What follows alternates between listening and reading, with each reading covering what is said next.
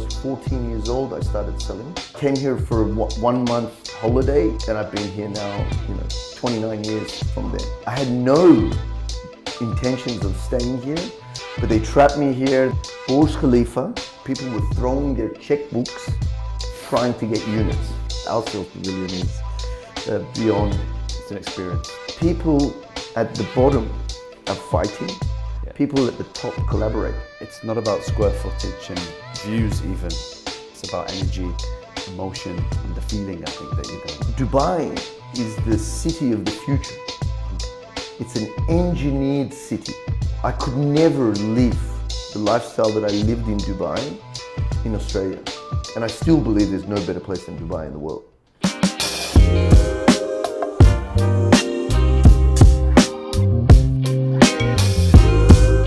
Shahriar, welcome to the Dubai Life podcast. Thanks for coming down. I know you're really busy with everything you've got going on. But look, the name of the podcast is The Dubai Life. So I always like to start about how you ended up here in Dubai. And wow. I think I know you've been here for quite a while, so I imagine it's an interesting story. But take me back to the initial thought of coming to Dubai. It was 2001, so very, very different, unimaginable. I came here in 94. Oh, 94. Okay. Yes. Even more so. 2001 was some other things, but no, we came here. My father, we were living in Sydney, Australia, very high tax rate, socialist system, you could say. My father got sick of having the Australian government as his biggest shareholder. Yeah. So, and he had been back and forth with Dubai over the decades. My uncle used to live here in the 80s. And he decided to come here. He met a very nice family and decided to do business. So I came here for the first time in 94, officially moved here in 96. So 29, 31 years I've been in Dubai, basically. Wow. Yeah, I've seen it all change. Literally, you've seen it. I always tell everyone this very funny story. I think it would be interesting for your audience. When I came here, Sheikh Zayed Road was 2 lanes with speed bumps. And it was quite dangerous because in the evening, there wasn't a lot of good light in certain areas, especially when you were getting closer to Abu Dhabi border. And so people would hit these speed bumps without seeing them, wow. at crazy speeds. And it used to take 3 hours and 45 minutes to go from Dubai to Abu Dhabi, because it wasn't a straight line either. It was okay. all over the place. So now I think it takes 1 hour or something like that to get to Abu Dhabi. Yeah. But yeah, since I've been here 31 years, 29 years, let's say full time. I got into real estate 25 years ago at the beginning of freehold, but more so as an investor. Myself, my family, we'd made a lot of investments into Eywa projects, into Nakil projects, Palm, Jumeirah Islands, Marina, JBR, a lot of that stuff. So we're talking about, at a time when prices were very different than they are now. Yeah, well, everything was very different than what it is now. So how old were you? Take me back a little bit. When you landed here, how old were you? So not to give your age away. I'm much older than I look. Okay. I was 19 when I first came here, and I was 21 when I moved here. Were you excited to move here? Because I would imagine being a 19-year-old coming from Sydney, Australia, where everything's going on. It's a funny story because, originally the first few times it was just a visit. When I was 21, I was a bit of a bad boy in Sydney, and my parents somewhat convinced me to come to Dubai, and somehow they trapped me here. My father made me buy a car, so he loaded on some debt that I had to be responsible for, and I came here for a 1 month holiday when I was 21, and I've been here now, 29 years from then. Wow. So this year I'm celebrating the big 5-0.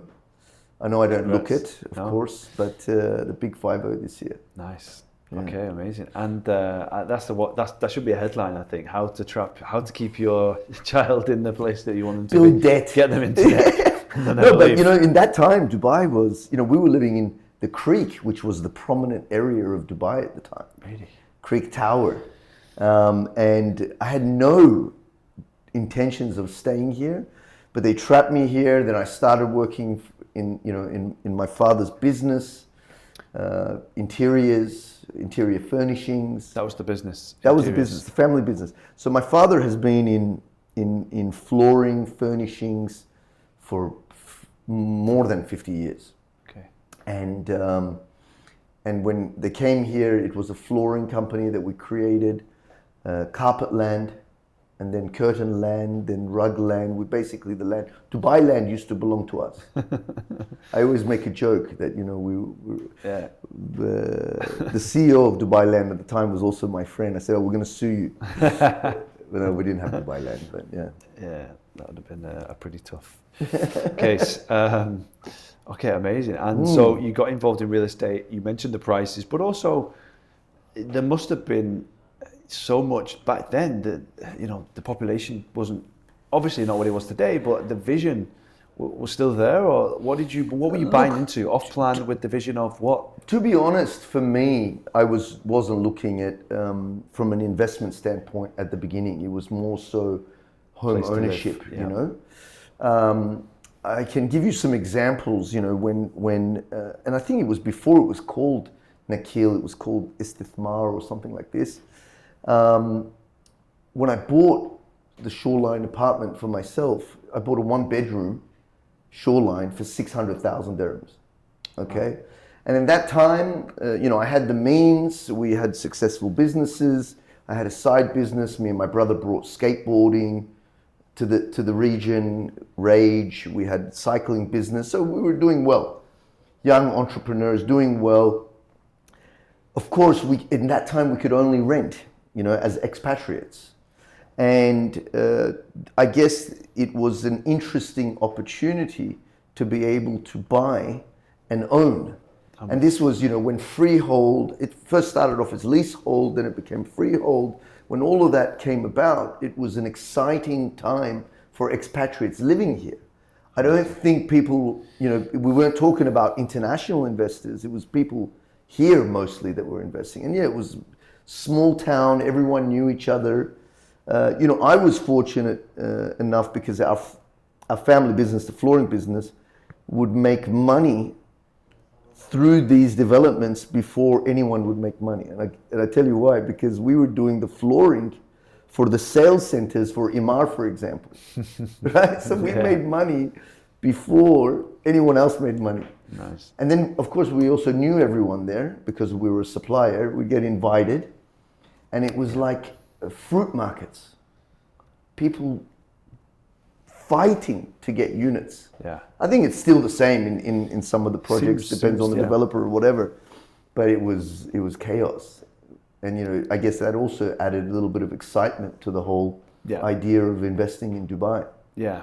And you know, I've heard stories about signing deals on napkins and flipping your property before you even had signed for it just by having a place in the queue. Yeah. Did that really happen? How was that? Did you ever get involved in any of those deals? No. I tell you one interesting thing, potential deal that I was working on. I was invited to the launch of Burj Khalifa. Wow. And by the way, I had forgotten about it. And there was a beautiful crystal invite. I think I still have it somewhere. But the launch was happening at Emirates Towers. And I can't remember if they built something specifically for it. But anyway, I was driving by Emirates Towers and I saw the lights. And then I remembered that it was the Burj Khalifa launch. So I sort of pulled in. And when I was going in, there was like a kilometer, maybe I'm exaggerating, let's say half a kilometer of a line of people waiting to get into the sales center. And it was seats, you know, Burj Khalifa, they weren't going to make people stand outside. And the level of people that were coming in were, I think, high profile, the people that were invited. So there was chairs, as you would find in like a banquet hall, but lined up all the way to go inside. I wasn't going to sit down, okay? So I walked, and normally I knew people. And that time I had some friends in Imar because of the relationship that we had.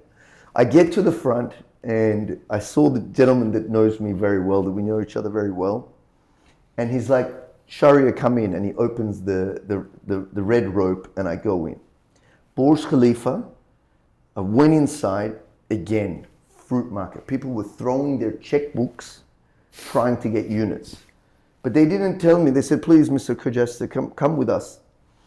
And we went into the room, and the CEO comes out. I'm not sure if he was the CEO, but he was one of the heads of Imar sales or whatever. They sit me down. I was just intrigued to see what's going on again. Sit down, Mr. Khodjasteh, so how many floors would you like? Oh, no. I said, for now, one. And they offered me the floor, and they're like, okay, well, the floor is 50 million. Please give us 5 million dirhams. I said, well, listen, I honestly, I didn't come for this right now. Please allow me to offer a check to you tomorrow. And they gave me the time, and I tried to band together some people, but actually we didn't manage to do it, to be honest with you. Yeah. We didn't manage to do it. Post-launch, it was kind of a good thing, because post-launch, I was going to say, what the prices went down. This would have been 2006, 5, 6? Yeah, something like that. Okay. It was on the cusp of the crisis, and actually, when the launch finally happened and it went to the public, the prices dipped. So it would have been quite difficult to deal with at that time. No, so that was I've been to a lot of launches and a lot of sales pavilions as well. Yeah. You know, which is why I believe our sales pavilion, I know we're going to talk about Eywa later, but our sales pavilion is beyond. It's an experience. It really is. Yeah, it's very unique. So look, for most people like myself, I came here in 2013, and for the first 3, 4, maybe 5 years, 4.5 years, I just imagined that one day I'd be done with Dubai. I'd finished. I'd completed that chapter in my life, and I was getting on the plane, and that was fun, and back to reality, back to my home. And then I think sort of around 2018, I remember I was going back home to the UK, and it was 9 p.m. and we landed, and we were like, okay, let's go out for some food.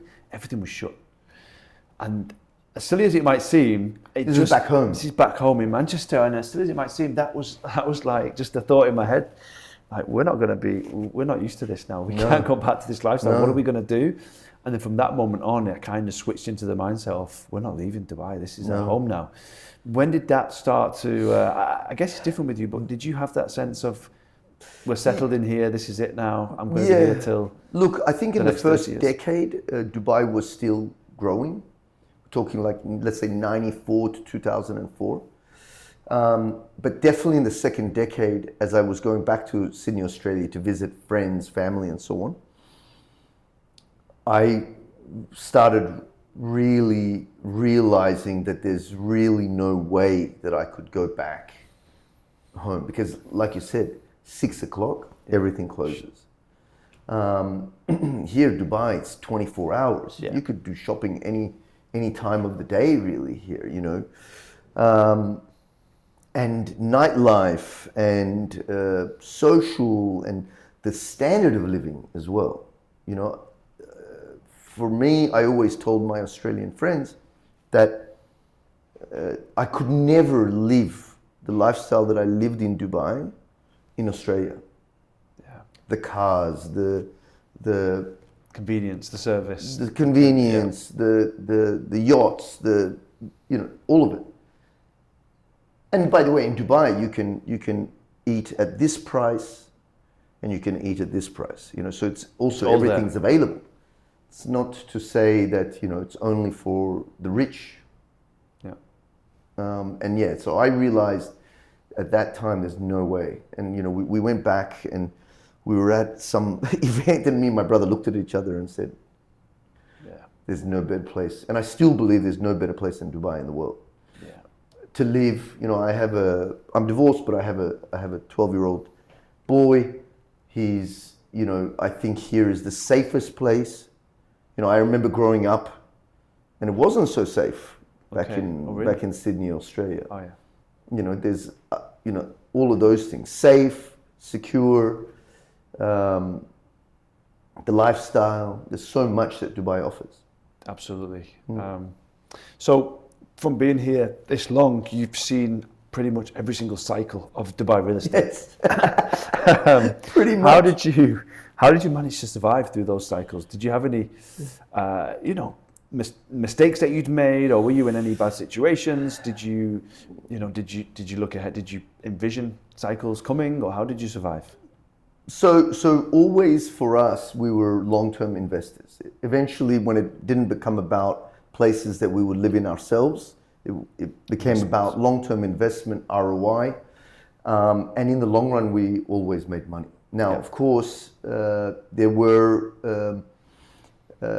bumps in the road, which, by the way, were not just Dubai. These were bumps in the road for the entire globe. We're talking, 2008, 2009, economic crisis, financial crisis that happened globally that also affected Dubai. I thought we would be immune to that. That really? Was one mistake. Was that the feeling here? Yeah, I thought that we would be immune to what's going on, but that was definitely not the case. And as a result, and again, because we were thinking long term, I had an offer for that one-bedroom apartment on Palm that I bought for $600,000 in 2008. Beginning of 2008, I had an offer for that apartment at 3.2 million, and I didn't accept. Wow. Okay, because I didn't think that there was going to be such things happening in Dubai, and I thought, maybe a little bit ignorant, we're immune to what goes on around the world. So of course, there I missed out on an opportunity, but I was still renting this place at a very good ROI based on what I had bought it at. But so there was that. There was also, I would say, the sort of the liquidity issues that were happening in the market here in 2016, but it wasn't a huge impact. Then came COVID, and again, that was a global thing, but the Dubai government, their highnesses handled it so well that it actually made Dubai more appealing. It really did. Yeah. And at that moment, I also felt and realized that if anything, it's going to drive more people over here, especially Europeans, because of the way these things were handled and how poorly it was handled over there. Because your home became so much more important post-COVID. It made people realize how important the home is. Absolutely. And so I think that helped Dubai, helped real estate, and I mean, the rest is history. A lot of people came here. Of course, I've also realized the other cycles is conflicts, regional conflicts. I don't know if you call them cycles, but every time that there was a regional conflict, whether it was, Iraq, Spring, Arab Spring, whatever's going on in Iran, and so on. Russia, Ukraine. Also Russia, Ukraine, which, is a bit further out, attracts more people to come to Dubai because of its safety and security. Yeah. Hopefully it stays that way, and I think it will, because they do such a good job here. I think so. I think you're right. It's definitely safe haven. And they kind of stay out of the geopolitics. They're quite independent thinkers. Yes. They don't get involved they don't take sides too much from what I can see. Yes. So I saw, today in the news that the UAE government is going to invest $1.4 trillion with the US. Yeah, he's here now, right? Trump. Yeah, he's here now, Mr. Trump. And that $1.4 trillion over the next 10 years. I was having a discussion a few days before with a friend of mine, and he was worried about a recession in the United States. I think Donald Trump is actually taking the model of this region, especially the UAE, and applying it to the US, bringing in investment, being, investment prone. And so here, I think if anything, we're going to help the US economy. Who would have thought it? US getting help from the Middle East. Yeah. And vice versa. So hopefully, things will continue on. Play out, yeah. I think for the next few years, we're going to be quite solid here. Because there's also, when I was here, it was like a small town when I first came here. Completely Everyone feeling. knew everybody. Yeah.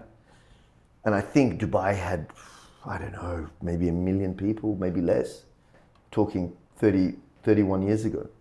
Now we've got, the Almost population 4. growth, people coming here. I've always been about building communities. I built a cycling community, an action sports community, a paddle community. I have, a paddle tennis community with 300 players. And even in these communities, I am seeing the influx of people coming from around the world. The Spanish, the Argentinians, a lot of Europeans. Now also, with the Trump tariffs, the price of the euro has gone up. Mm-hmm. We're seeing a lot of European wealth come here as well. Mm-hmm. Yeah. Especially on the real estate side. Yeah, huge amounts. Switzerland, Italy, Germany, France. A lot of our buyers for our project are French speaking. Okay. Yeah. So there's a lot of wealth coming from these European countries, I see as well. Interesting. It's quite interesting how you mentioned about communities. What guides you when building a community? How do you go about doing that? Because it's not an easy thing to do.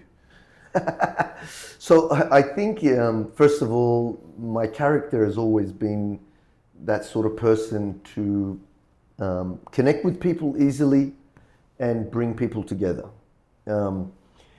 When I talked about skateboarding, okay, I did it for the business that we were developing and built the community, did activities, did events, and it was like a grassroots level of building that community, which was very successful. And it helped also for the business. For cycling, the same. The rides, the group rides, bringing people together, and that also built up, and it also fed my cycling business. Then triathlon. Okay. So even in triathlon, I became a triathlete myself. I got into the best shape of my life, but also connected with people, brought the community together, also fueled the business. Got it. Then I got into paddle. And I was playing golf for 27 years. And I got into paddle straight after COVID, and I was in the best shape of my life. In COVID, I lost 10 kilos. I was doing indoor triathlons. Yeah, most people went the opposite way. I was doing indoor triathlons. I was working out 2 or 3 times a day, every day. And I came out of it the best shape of my life. And I went into paddle tennis. And fell in love with it. But what I realized from the paddle community, for example, that there's levels, right? And it was very difficult to find people on the same level. So I created a community with similar levels.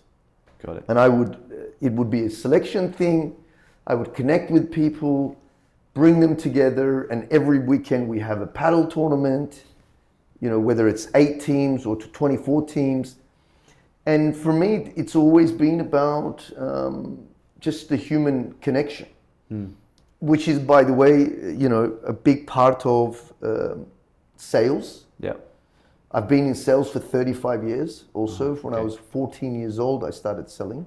What did you start selling? What did I start selling? In my father's flooring showroom, I was selling wall-to-wall carpet at age 14. Wow, in Sydney. And was there any training from your father and that company, or was it just I learning from experience? I always say I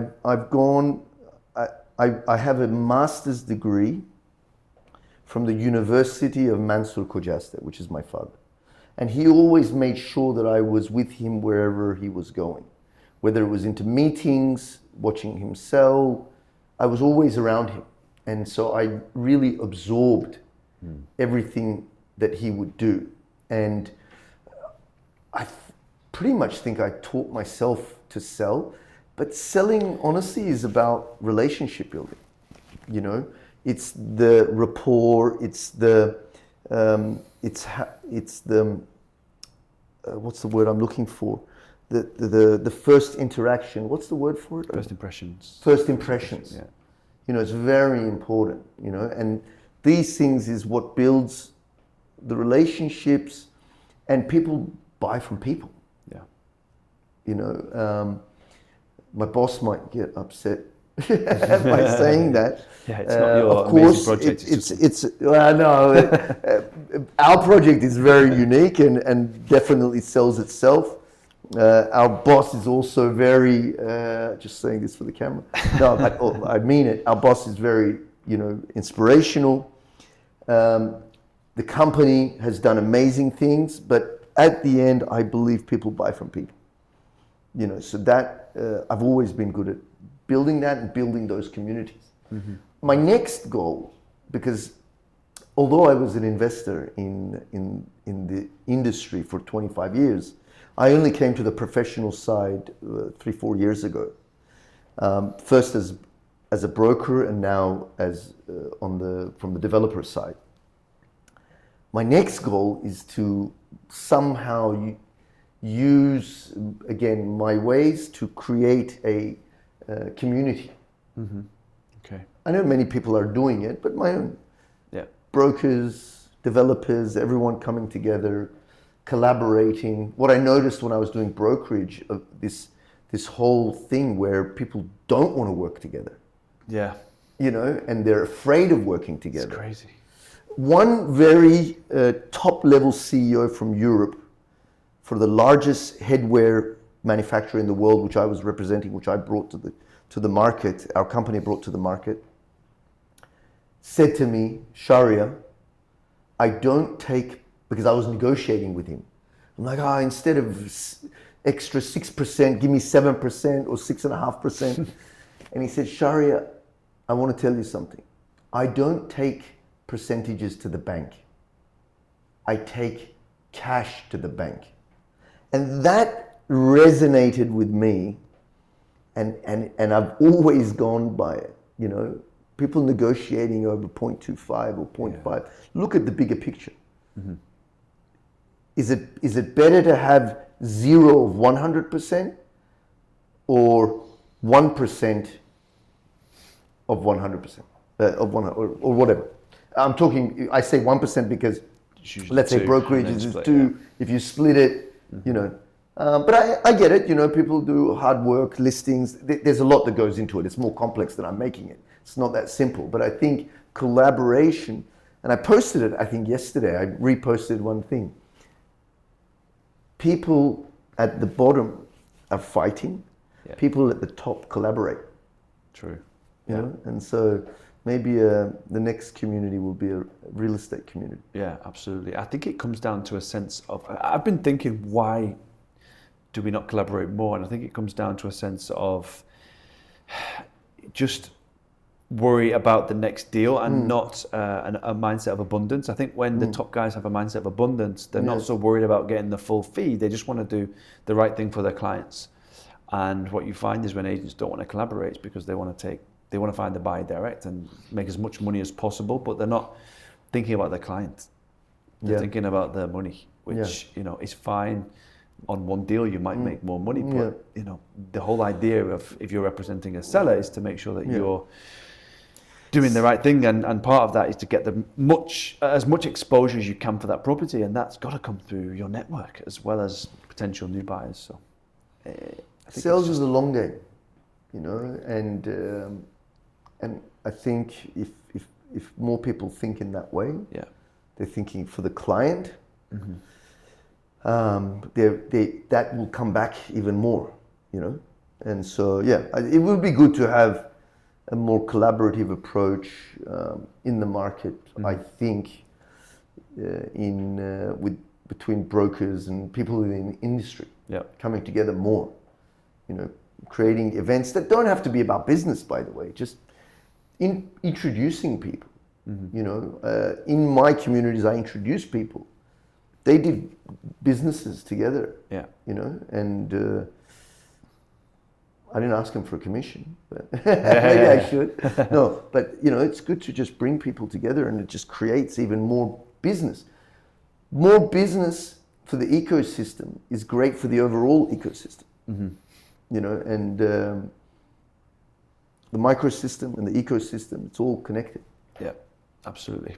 Before we get on to your journey with Revolution and the amazing project that I really want to talk about, you obviously took the leap of faith, I guess. Looking back from here, in my eyes, it must have been, I know that you mentioned that you weren't really looking at it as an investment, but now with what's going on in the market, so many launches are coming up, and one question that a lot of investors have on their minds is, how do we know this isn't the peak?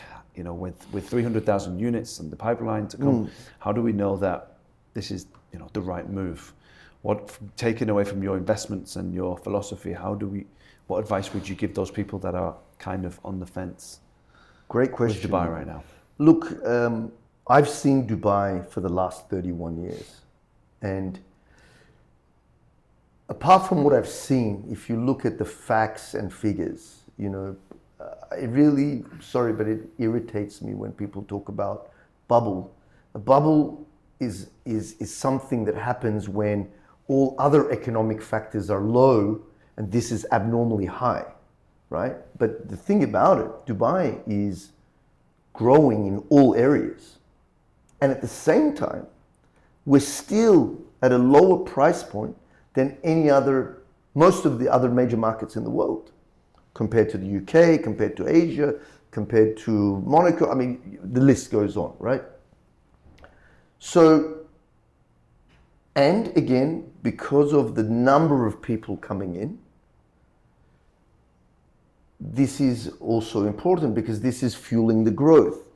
Dubai is, and I want to, you know, rephrase from one of the gentlemen in the market, Dr. Anand, for example.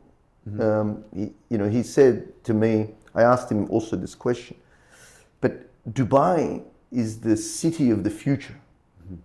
It's an engineered city. And so they are doing everything. If you look at all the plans, 2031, 2040 urban plan, and 2031 has a number of major plans in it.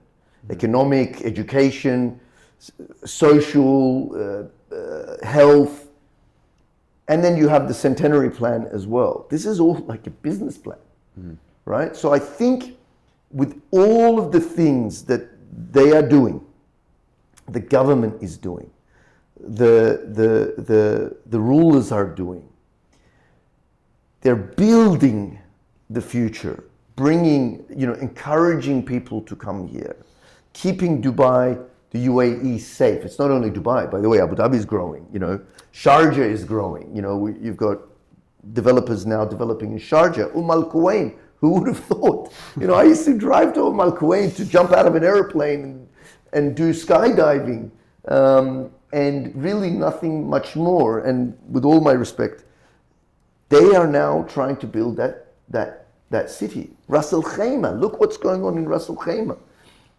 I never imagined that a casino would come to the UAE, honestly. Yeah. And I'm how can I put it? I'm so on the idea. Yeah.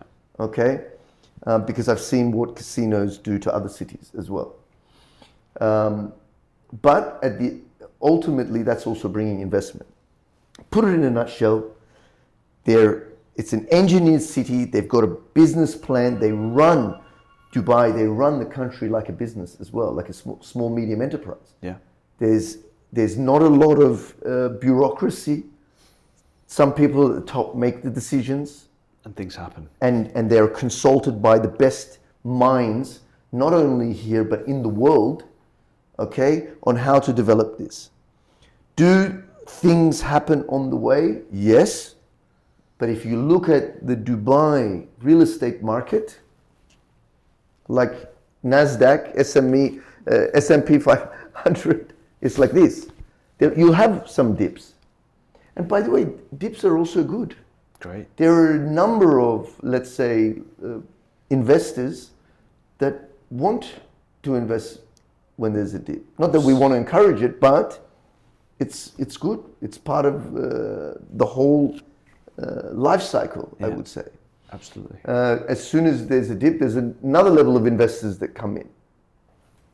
But I think for homeowners, people that are moving here to live, it's fantastic. Yeah. You know, they're improving infrastructure. They're improving education. My friends, they are one of the largest in education here. GEMS, they are, you know, building also some of the best schools. They keep improving. So all of this stuff is leading to a place, first of all, for people to live. So not based on speculation back, you know, 10 years ago, 15 years ago. You know, back then it was more about speculation.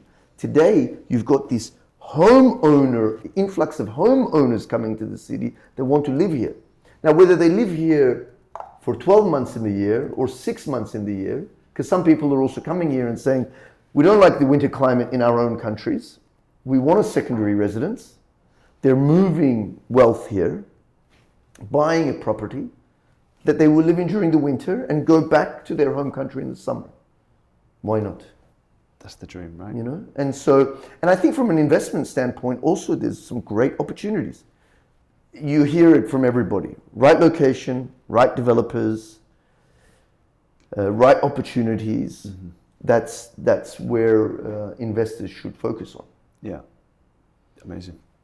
So look, with your contacts, with your market experience, I'm sure that when it came time for you to say, you know, I really want to get involved on the professional side of Dubai real estate, why did you decide to work with Revolution? What was it that, I would imagine you could have worked for many different developers in very many different, you know, situations, but you chose Revolution. To be honest, one of the main ideas for me was during my professional journey, I spent a lot of time, energy, and money selling lots of small items, be it skateboards, be it wall-to-wall flooring, be it curtains with our curtain business, be it bikes. I did a lot of this stuff where it's a lot of time and energy spent to sell small items. What I decided, especially as I was getting older, that it's probably better for me to use the same amount of energy, or maybe even less, to work on larger products. What's the word? Big ticket items. Okay. So which made me go onto the professional side of real estate. I was working as a broker, and you know, I was working at a brokerage, and they, through that brokerage, I was introduced to the developer, and you know, I always say thanks to Ben. Ben has been a mentor for me. I've known him for 22 years, and we were introduced to Alex, our founder, and we visited the Eywa Experience Center by Revolution.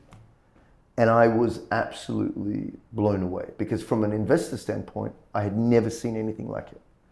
Now, luxury, ultra luxury, I think is quite new in this market. And I've always been good at selling brands, products. I can learn about this cup and sell millions of these cups. So for me, a developer was, from a developer standpoint, it was great because it's one product, mm-hmm. right? In brokerage, you need to know the whole market or specific areas. You need to know all the developers. Every 18 hours, there's a new project being launched. So for me, it made a lot of sense. And normally, I like to sell what I like. And frankly speaking, when I saw the experience center and I met Alex, I fell in love, because again, the design concept, the details, and the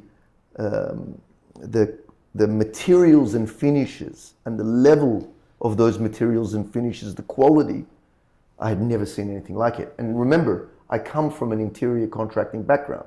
So I've done those level of interiors for people on a bespoke level, but I had never seen it from a property developer. And that's why we always encourage even people to come, because 90% of the job is done by people coming to our experience center. And normally, 9 out of 10 people that come here, they're like, wow, and again, it's the choice of materials. Of course, you can do also simplistic design, high level qualities of materials. For us, it's a little bit different. It's very connected to nature. And so that's why you get what we call wild luxury, exotic materials and finishes. Mm-hmm. The Lake Louise marble from Canada, which is like green and it's gorgeous. The Cipollino Nuvolato, the Roman travertine flooring, the limestone walls features, the Patagonia quartz. These are not the things that you normally see combined together in a real estate development here. Mm-hmm. So I went to the developer because I felt like I could contribute. I loved the product, and I could sell it every day, day in, day out. That's the one thing you've got to really you've got to be decide. Sold yourself before you. Yeah, and you have to decide. And of course, there's developers that develop multiple projects simultaneously.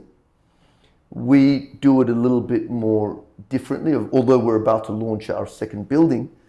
But we very focused on, selling the one project, making sure that even the quality of the people that are buying mm-hmm. in the project matches what we are doing. Yeah. Not to say that we are, saying no to people, but we're kind of, if we see someone doesn't fit, we I get it. Might not respond. Yeah. No, I'm joking, but yeah, it needs to be the right level of people, because sure. the quality of people coming into this building is also very high profile. Yeah, it's not about square footage and views even, which is what most developers push. It's about energy, emotion, and the feeling, I think, that you're going to develop. Yes. We say, first of all, Eywa is a very exclusive project. There's only 50 apartments plus the 2 penthouses anyway. Mm. And we've got, 12, 13 units available now. For Eywa, the other thing is, first of all, it's won the award for the world's best property. It has award-winning architecture and design. But it's also, we consider it to be the most health-conscious, sustainable, and unique building on Earth. And in that aspect, there are elements in this building that are unlike any other building. The air filtration system, which is top-notch. It eradicates between 75 to 84% of all air pollutants, germs, bacteria, things like COVID-19 are cleansed from the air, so you're breathing the best air. The centralized water filtration and activation system, which also goes through a quantum reactor, which charges the water to be closer to your blood charge. I mean, this stuff, for me, was mind-blowing, and so these elements make this building very, very different. And so, I'm not sure if I answered your question. What was the question? I forgot. I kind of went into sales pitch. No, I shouldn't do that. But it was very, very different. It's very, very different and very unique. And so it really sets us apart from everyone else. Absolutely. What does the future hold? I know you mentioned there that you've got the next project in the horizon. What's coming up? What's next? What can you give us? Groundbreaking stuff. I said it before, I'll say it again. Eywa 1 is going to set benchmarks in residential development. I think when this building is, when our project is handed over, more and more clients will start asking, what's the air like? What's the water like? I didn't mention that even Eywa has its own energy system with the 14 tons of crystals that are being embedded into the infrastructure of the building. This is also based on Vastu, so every unit in Eywa is also Vastu compliant. So the second building that we're going to launch very soon, we're going to start doing pre-launch first, is Eywa, the Way of Water, which is coming up very soon. Same principles, same unique features as Eywa 1, but Eywa 1 is inspired by the banyan tree, the tree of life, the Hallelujah Mountains. So it's all about Mother Earth, nature, the tree, whereas Eywa, the Way of Water, is inspired by the ocean around us and the ocean within us. And so this is, again, going to be a very beautiful building. I'm not sure if you know, I think I might have told you this before. Our facade is made of glazed terracotta ceramic. It's not painted. Yeah. So these buildings are going to sparkle like porcelain dolls. Yeah. It's going to really stand out, and full biophilic design, so very green as well. We look after all the greenery. But the second building's quite similar. More units, slightly smaller sizes. Okay. Less exclusive, I would say, because Eywa 1 will always be Eywa 1. And Eywa 1 is the flagship project in Dubai, but our 24th project globally. We're an international developer. A lot of people think we're new. We're not new. We're 26 years old. Yeah. Alex our founder has been in development for 26 years. And he's been a passionately involved in yoga and spirituality for more than 20 years. And these buildings are the culminations of these two things. But Eywa 2 is also going to be beautiful. Eywa 1, I was saying, is the flagship. And even right now, if you can check all the numbers, today is one of the best priced ultra luxury projects in the market. Yeah. The value is there. The value is there. Right now, starting price is 4,200 per square foot. The reason I mention this is because when we launch the second building, we're also going to make sure that we take care of our initial investors. Of course, yeah. So the prices are going to be higher. The units are smaller. It's going to be more units. So Eywa 1 will always be Eywa 1, the most exclusive. Okay. The best also for our homeowners and investors alike. They're the ones that are going to make the most amount of money on their investments. Interesting. Yes. Very cool. I'm really excited to speak to more people about it now. I feel like I've learned a lot again. Switching topics a little bit now. If your son, let's say what you said 12, so if in the next few years he gets to 19, 20, he said, Dad, I want to make it in Dubai real estate, what would you tell him? What advice would you give him from what you've learned? Wow. That's a great question.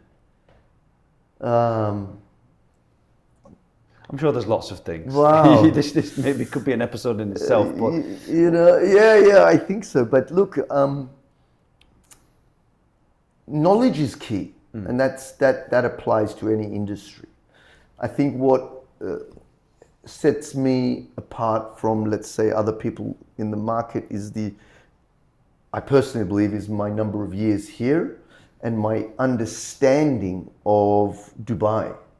And when you talk about real estate, the city is your inventory, right? The different areas are your different product types, maybe, And so I think I would say very important to know the market, depending on where he goes into real estate. I think by the time my son grows up, I wouldn't be surprised if I'm a developer myself, and I think that's my future as well. And so I would say from a brokerage standpoint, know the market, know the whole areas, all the areas very well, understand the economics, because that's also a big part of selling property in Dubai. But from a developer standpoint, I think my advice would be focus on quality. Mm-hmm. And I think that's really something that sets people apart in this market. Why did more developers not do that? Bottom line. Yeah. And this is the other thing that I really admire our founder and CEO at Revolution. He's not cutting corners, and when we deliver Eywa the tree of life, people are going to understand. Mm-hmm. And I'm privy to some meetings. I overhear other things. The company is not cutting corners, and actually more people can do that. More people can provide these things: the air, the water, the materials, the finishes. But of course, if you want a higher margin, then you have to keep your costs down. How do you keep your costs down? Use a tile instead of Roman travertine marble. People ask us, because the terrace space in Eywa for us is an extension of the apartment, right? And investors even sometimes say, "Oh, how can you charge based on terrace space?" But the cost of our terrace space is more than some internal areas because of the materials and finishes that we're using outside. Roman travertine, Italian marble on the terrace, not tiles. I'm not going to mention names, and we've got Eywa here in the background, but there's projects on Dubai Water Canal, and I've been in them. Interior is different, exterior is different. And that's where you cut your costs. Yeah. Even the plunge pools. What you see in the market are these glass perspex. Not to say that the quality is low or whatever, but we've got Italian marble plunge pool, the Roman travertine plunge pool. So it's about quality, and a lot of people cut those steps. Yeah. And that's where they save money. It's for the bottom line. If you're thinking about your clients, you add value. You add more value. And another thing, hats off to our founder and our company. He keeps adding value. When we started selling the project, the travertine floor was a different level. He's increased the value, increased the quality. Originally, in the air filtration system, which is already advanced, there was no UV lamps. He's added UV lamps to eradicate mold in the air conditioning system. He's brought on mold consultants to ensure that we've got no mold in the building. And the way that you use the concrete, pour the concrete, cure the concrete, treat the concrete, helps to eradicate mold, which nobody else does. There's a mold problem in most buildings here. So just going the extra mile, we talk about using MERV 14 filters in our air filtration system, which is like what they use in operating rooms of hospitals. This is what eradicates those germs, bacteria, and so on. He's now upgrading it. I've heard, it's not official, maybe I shouldn't say, but upgrading it to a higher level, which is MERV 16, which also reduces noise. The slabs between the floors, you can make thin slabs, but what happens is that you have noise pollution. Our slabs double the thickness. Instead of blocking 50 decibels of sound, we're blocking 99 decibels of sound and above. So you can't hear anything up or down. So these are the things that you can save money on or spend money on, which is the difference in the quality that you deliver. Wow. Natural woods, natural stones, natural veneers, natural marbles. You know, in our ensuite bathrooms, behind the vanity, we've got single slab stone coming from all over the world. Greece, Italy, Canada. So it's these things, you know, and I think, you know, you asked the question, why don't others do it? And I think it's, in the end of the day, bottom line. And listen, each to their own. There are people that sell volume, and that would probably the lowest quality. There's people that are selling the mid-level. You have some kind of mix, and then there's also premium. But even if you look at the premium market, I believe, and I've seen a lot of developments, still no one is going, you know, to that extreme. Yeah. Okay. You know, and so yeah. It's very interesting. Amazing.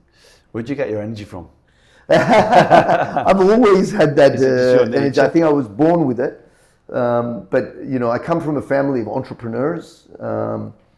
I've always been a people person. I've been in sales, like I said, from a very young age. I used to have more energy. Really? Yeah. Can't imagine it. It was maybe overbearing, you know. And some people ask me, you know, please, Shahriar, can you notch it down a couple of levels?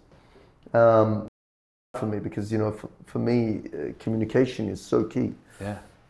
You know, I have a team right now, and it's about, you know, how you talk, how you present, and I've been doing that for a very, very long time. So it's just natural, I guess. Amazing. Love it. Sport. Yeah. Keep fit. Yeah. The body, you know, also affects the mind. You know, so I'm a big believer in keeping fit, doing sport. Active. And if you're going through hard things, if you fix the body, you fix the mind also. Amazing. Very interesting. Thank you so much. My pleasure. That was really. Thank you really for good having fun. me. I enjoyed it. Yeah. Thank you. It was really enjoyable. I appreciate it. Thanks for having me. No problem. Thanks so much, Shahriar. Thanks, buddy. Awesome. Hope it was okay. It was awesome. Yeah? It was really Okay. good. Yeah. No,